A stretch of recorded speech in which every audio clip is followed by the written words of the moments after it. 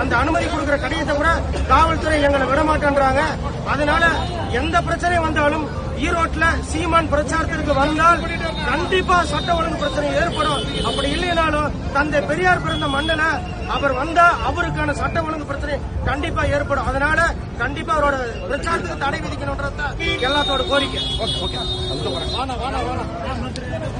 பண்ணணும். சீமானோட பிரச்சாரம் ஈரோட்டுக்குள்ள வந்தா இங்க பெரிய சட்ட ஒழுங்கு பிரச்சனை ஏற்படும்ன்றது பொதுமக்கள் நலன் கருதி ஈரோட்டில் இருக்கிற எல்லா அமைப்புகளும் சீமானோட பிரச்சாரத்துக்கு தடை விதிக்கணும்னு சொல்லி இன்னைக்கு தேர்தல் ஆணையரை பார்க்க வந்திருக்கிறோம். அதுக்கு காவல்துறை கடுமையா எங்கிட்ட நடந்துக்கிறாங்க. ஆனால் இந்த போக்கு சரியானதல்ல.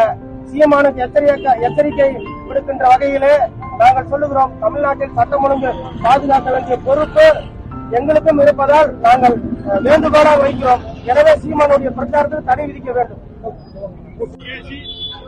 அது மட்டுமல்ல, நான் பிரச்சாரத்துக்கு வந்தால் எனக்கு 7 சைஸ் 8 சைஸ் செருப்பை புது செருப்பாக வாங்கி வீசுங்கள் என்று ஏளனமாக பேசியிருக்கார். ஆகவே நாம் தமிழர் சீமானை தந்தை பெரியார் பிறந்தமன் ஈரோட்டில் நாங்கள் அனுமதிக்க மாட்டோம். காவல்துறையும் தேர்தல் ஆணையமும் அவர் பிரச்சாரத்துக்கு தடை விதிக்க வேண்டும்.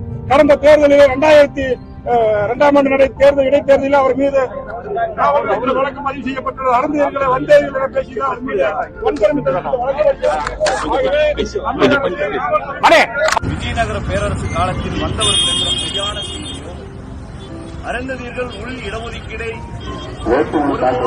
ஆதரிக்க மாட்டேன் என்று சொல்லியும் தொடர்ச்சியாக அருந்ததியர்கள் வைத்து சீமான் பேசுவது கண்டிக்கத்தக்கது.